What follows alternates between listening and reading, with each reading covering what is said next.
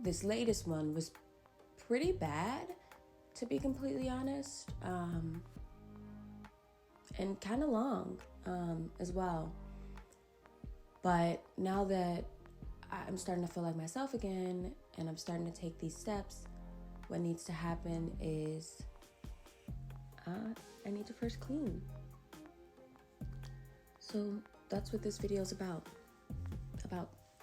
what happens when you are now aware of the mess. When you're aware of it and it now bothers you and it makes you feel uncomfortable and it makes you feel overwhelmed because there's so much. What do you do when you're at that point? What do you do? And there's options that people give you where you can reach out for help, and you can call somebody, a friend or a family member, or a professional person to come and help you clean your space. And I've definitely thought about that before, but there's a level of shame and embarrassment that comes with this, at least for me, such that I won't do that. I just cannot ever see myself calling my sisters or my friends, my brother, being hey, I'm really, really in a shit depression hole right now. I haven't cleaned my house, or I haven't taken out my trash, or I haven't done laundry in weeks. Can you come and help me? That's so reasonable, and that's a very reasonable thing to ask someone in your life, I think. I'm just not the type of person that would do it. That's just it's something I'm working on, but it just is, okay? So instead, this video is just me showing you what that looks like in my apartment. So I have a 2-bedroom apartment that I'm cleaning. I see a lot of people on YouTube do tidying videos for their rooms, and I think that's great, and I watch those videos and that gives me motivation. And I see people do a lot of cleaning videos for their homes, and I like to watch those, and those give me motivation as well. But I wanted to make something that's geared specifically to the people with depression and just being realistic about it. For those people who maybe don't have depression, and when they see people posting these videos on YouTube or TikTok or whatever, and I watch them, so I'll see in the comments people are oh my gosh, that's so nasty, you guys are disgusting, how does it get like that, blah blah blah blah blah blah blah, and they just are talking about sharing their opinions and telling us how we're failures as humans because we have messy homes and messy spaces and don't have the wherewithal or the energy or the care, for that matter, to clean it. And I totally get where they're coming from, because it's coming from a place of concern, it's coming from a place of curiosity, it's coming from a place of bro, this is shocking. This is shocking. I totally get it. I'm a human. I sometimes see shocking things too, and I'm bro, I can't look away. This is craziness. What is happening here? I get it. So yeah, but just, you don't have to be so mean. Bro, if you see somebody already commenting that, you don't gotta comment it again. Just the comment that you already saw. I think that's fine. You don't have to say, yeah, also, yeah. Just that one comment that's already being mean. And y'all can all just keep your meanness on one comment, and then let the people who are being supportive and who are caring and who are actually trying to, be helpful, take up the other comment space. Hell, you can even reply to the mean comment and just keep it all there. So if one wants to go and read the mean comments, or one wants to participate in the mean spiritedness, you can, and there's a total avenue, a lane for that. But if you don't, and you want to come and seek help, resources, or build community, the rest of the comment section's for you. I think that's fair. And I think if that's what you want to do to this video, have at it. Please, I'm fine with it. But do it all in one comment. Anyway, but all of that is to say, what you're seeing in this video is me going around cleaning my house. So you saw me do the bathroom, you saw me do my living room and sit and unsort a lot of mail, which is a huge issue for me. That's a task in my house that just gives me a lot of anxiety. I mean, all the tasks are things that I don't want to do, if I'm being completely honest, at any time in my life, at any point. But when I'm in a depression episode, the best way that I can describe it is like, why would I even care about laundry or sweeping a floor or, you know, going buying groceries? None of that matters. Like, none of that matters when what you're spending all of your time doing in your brain, or at least for me, is sitting with myself and convincing myself, like, hey, you are not going to kill yourself. You're not going to do it. Like, it doesn't matter what your brain's talking about right now, you're not finna do it. So chill. Figure out some other shit that you need to do to get those thoughts to calm down, to get it to shut up, to get it to relax. But you're not finna do it. You're not gonna do it. You're not gonna do it, you know? And when my brain's like, okay, yeah, I'm not gonna do it.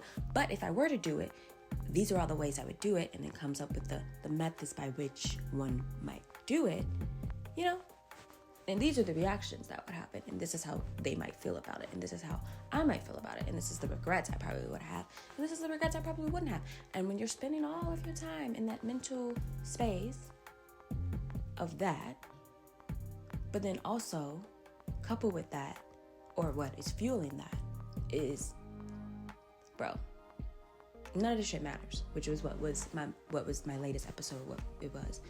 Bro, none of this matters. Like, all of this was just invented by some people. Like, this whole society is not real. Like, we are Homo sapiens, okay? We are animals, all right? And we domesticated ourselves. And we domesticated ourselves such in a way that we are stuck living this way. And we can never go back to the way that it used to be. We could never be hunter-gatherers again. Because if we wanted to be hunter-gatherers again, first of all, it's illegal to do that across the world. Like, you can't just go, like, in the rainforest and be like, hey, I'm gonna live here. Like, maybe you could, but I feel like somebody would come and find you. Or like in the national parks here in the US. Like, I can't just go like, hey, you know what, I'm gonna like go live off the land in Yosemite. Like, I can't do that. And it just devastating. That realization is devastating. And it's overwhelming. And it's like, bro, you are really stuck. And I know for a lot of what I should feel and what I'm, you know, when I'm not in a depressive stage, I'm actually a very optimistic and very hopeful person. So I'm like, look at all these things I could be doing. Look at all the places I could be going to travel, the people I could be meeting, the food I could be having, the laughs I could be laughing, the dances I can be dancing. Like, look at all the sunrises and the sunsets, like all the beautifulness of life that I'm so excited to explore, to get a part of. Like, oh my God, so many things I could do. I'm still so young. So many years, so many things ahead of me, so many memories to make. And I don't even have kids. So if I decide to have children, think of all the impact, like that huge role that I could have in the world. Like this whole new part of my life that I've never experienced, that I potentially could experience if I became a parent. Like, there's just so much that's there, so much to live for, so much to want, so much to go after, so much to be excited about. That's my normal state. And most people in the world who know me would say that I'm like a really positive, optimistic person, and they're often are saying like, hey, I leave every interaction feeling better having spoken with you, and that makes me happy. I love that. But I have depression, and I have a depressed brain, and so when my depressed brain takes over and is in the driver's seat, I have no energy for any of that. Like, there is no optimism, there is no hope. What hope? Who fucking cares? Like, what does it matter? Like, yeah, you can travel to places, but so fucking what? So what? The air is still the air. The ground is still the ground. People are still people. Like, big whoop, you can travel. You know, like, ooh, who cares? And it's like, yo, it just goes to the negative extreme to the negative. And there's such a duality in my brain having both of these, like, being that way, where I do often see the silver lining. I can generally find something positive out of a negative situation, but it's because I'm a depressed person that I can do that. And that's the part that I don't think people who don't have depression understand. You see people who are like extremely positive and outgoing and caring. You see that, and then you're like, oh my God, they committed suicide? Like, I just don't understand. Think of like your Robin Williams or your Twitches or, you know, different like celebrities who just brought so much joy to so many people, and that was a huge part of like their persona as a celebrity and their personality. And obviously I don't know these people personally, so I can't speak about like what their personal lives were like at home, but speaking to someone who like has depression and is outwardly seen as like a very positive person and like, you know, leave people with like a positive feeling generally. I'm that way, and I think people are that way who suffer from depression, who are like that and ultimately end up suicidal, can be so outgoing and so like positive because we spend an insane amount of time and so much practice in our own brains coming up with positive shit to keep going. Like, we have to constantly tell ourselves, this is the reason why you're gonna get out of bed today. You have to find a reason. And the reason yesterday might not work. So maybe you gotta come up with a new reason today. And it's gotta be something that's enough to get you up, to get you going, to get you doing what you need to do. Like, yeah, you don't wanna go to work. You don't wanna fucking do a job. But you need to come up with a reason to do it. You need to come up for a reason to go and read an email and reply to an email when all you wanna do is dig a fucking hole in the ground and jump in it. And bury yourself in that hole.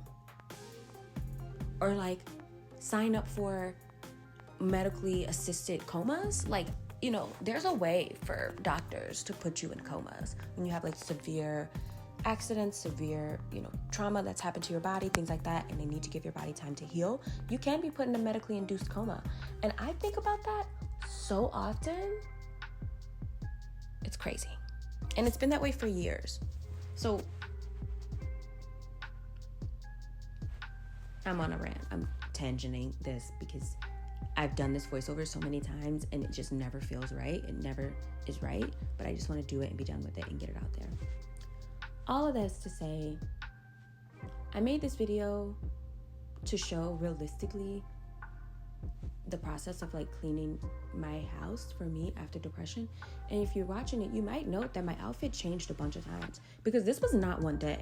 This was over a course of like, I think like 3 or 4 different days, because I was like, look, the first day I cleaned my bathroom and I was like, that is all I'm doing today. Like, that's the energy I have. We're going to ride that wind and it's going to be great. And I had to step over shit in my room and in my living room to live my life. But my bathroom was clean and I was happy about that. And then the next day I was like, okay, fine. We're going to do things in the living room because I want to be able to, you know, traverse that part of my house easier. And I'm sick of looking at all this mail. So I eventually went and did that. And on that same day, that parlayed to like that second room because the second room's pretty small and there wasn't a ton to do yet. There's going to be more later, but that room. And then my room, I knew was going to be the big one because I just knew it. That space it's where I spend most of my time. So it had the most shit in there that didn't belong in there. And I knew it was going to take the most time. It was the most memories of me like, oh bro, you've been like depressed. Like look at how depressed you've been. You know, it's just like in your face. Like and then the kitchen, I knew the kitchen wouldn't be too big of a deal. It was just like once getting all that trash out, because there really wasn't like a ton of stuff in the kitchen. It's just like taking the trash and the recycling from other areas of the house. And it's by no means going to be done in this video because again, like one of the big lessons that I've learned for myself with dealing with depression is like giving myself grace sometimes. And this has been like a radical thing for me because for a long time in the beginning of like being depressed up until maybe I was like 24, 25, I would just white knuckle it and be like, I'm not depressed. I'm fine. I'm not depressed. It's okay. And I was like having full-blown panic attacks at work. I would literally lock myself in the bathroom at my job and like have a full-blown panic attack or like go in my car and like have panic attacks. Like, have you ever been like at your desk at work and you feel the creepies like running up your back? Like that was how they manifested for me. It just feels like there's like a 1,000 little fingers running up your back real fast, and it like slowly like comes up your shoulders, and once it like overtops your shoulders, that's where you know the panic's coming. So you start to feel those little fingers, and like everything would stop. I would have to stop everything I was doing and like be like, I'm gonna need a minute. And I could just hear the panic in my voice, from the panic from knowing I was about to panic, but also just the panic from the panic attack. What fun those years were. What a good time. So I realized eventually I can't white knuckle it, because the depression quickly manifests into depression, and then it has this extra level of anxiety when I'm pretending like nothing's going on. Yeah.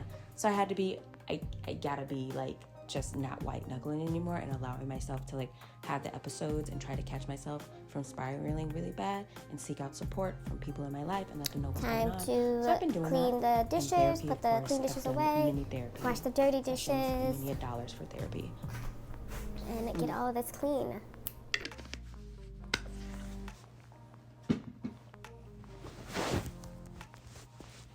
But I am not the queen of depression. I am not a doctor. While I do have a degree in psychology, it's just an undergrad degree, okay? I'm nobody's doctor. I'm not a licensed psychologist or a clinical psychologist or anything like that. I just wanted to understand myself and my brain a little bit better, and understand like what the fuck is going on in there. But again, that's all subjective, I think, too, because of the way that they conduct the studies, who's conducting the studies, where they're being done. It's a very like weird way of studying to like Western, industrialized, educated, democratic countries that like are wealthy. It's that type of thing. That's what weird stands for.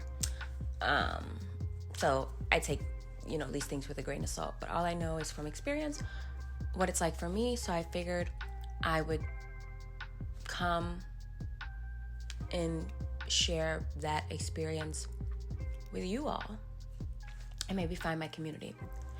So another thing that I wanted to address in this is like when I'm not cleaning my house, like your house is dirty, so like like you kind of end up living in filth if you're not cleaning your house. But there are layers to the type of filth that you can have, I think. And I think I'm on a lower level because I don't have like raw foods or things like that are like rotting. Like, so there's nothing that like rots in my house. So most of my stuff is like containers from takeout. Like I do a lot of takeout, but I end up like containers or that are not food. They might have a sauce or something in it, but it's not generally food that's in the containers. And generally it's like wrappers or, styrofoam, things like that. And that keeps me from having like, food waste, because that's where you get bugs when you have like vegetable scraps or like meat scraps, things of that nature. So I generally don't do that because I also don't like bugs, bro. Like I did my time having bugs growing up in the hood and shit, like, and I don't ever want to do that again, ever. So I'm usually pretty vigilant about that. But it's not ideal. Obviously, it's not like the way that I want it to be. And so when I'm in a place where I'm like, my wherewithal's there and like I'm perceiving this shit in a way that's like, yeah, you see it, but you don't give a fuck, normally. But when I see it and I like care, then I'm like, okay, yeah, no, something's got to be done. We got to take care of like this is ridiculous. This is getting out of hand. Like, it's not okay. And then I'm mean to myself about it. I'm ashamed about it, So yeah, I go through all of those human emotions too. I go through the shame and the embarrassment and all of that. But when I'm in a depressive episode, that does not matter. And I think people have gotten very comfortable coming and being like, oh, saying such and such is like what depression looks like to them. And I love that. Like, I want people to come on and share their perspectives and come out and talk about it. And I think they should, because I think it's a spectrum, and I think that it manifests differently in different people. So you can't judge like me on what my manifestation is like, and I'm not gonna judge you on what yours is like even if it's vastly different. Like, I don't know your experience. I don't live in your brain. I don't have your perspective. So who am I to tell you anything about, what your experience is with your mental health? Like, what do I know? Nothing. Like, bro, I don't know anything. And the older I get, the more I realize, like, I really don't be knowing anything. And that's okay. But what I can do is try to, like, I don't know, share myself, be vulnerable for me, because I want to be more vulnerable. Like, I'm about to turn 30 and I want to be more vulnerable in this next decade than I was in the previous decade. I spent a lot of my 20s being like very secretive and like, don't perceive me, and like compartmentalizing certain areas of my life because I needed to for the stage that I was in at that point in my life. So I'm not going to be mean to myself about it. It is what it is. But now I don't need to do that anymore, and I don't want to do it anymore, and it's exhausting, and I just am not going to do it anymore. So this YouTube channel is a way for me to do that. So for all of the depressed people out there, hey, welcome, come on over. We not over here solving life's mysteries. We not over here curing depression. We not over here doing anything but living with depression and documenting that and sharing that with people. And if people want to come on this journey with me, that's fine. But there's no big purpose. There's no ultimate goal to this channel. Now that I'm really thinking about it, I just want to be vulnerable for myself, for the future, and for if aliens come down and want to get an understanding of like what humanity was. Like, I would like my version of humanity to be, you know, one of the things that they could possibly come across in their internet research. You know, everybody else be sharing their versions of humanity, so why can't I? So that's where it is. I think I'm gonna try to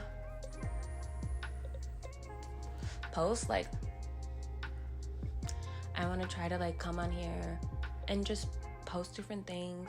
I've been recording other stuff to make like another video, like, oh, like, who is she? But anyway,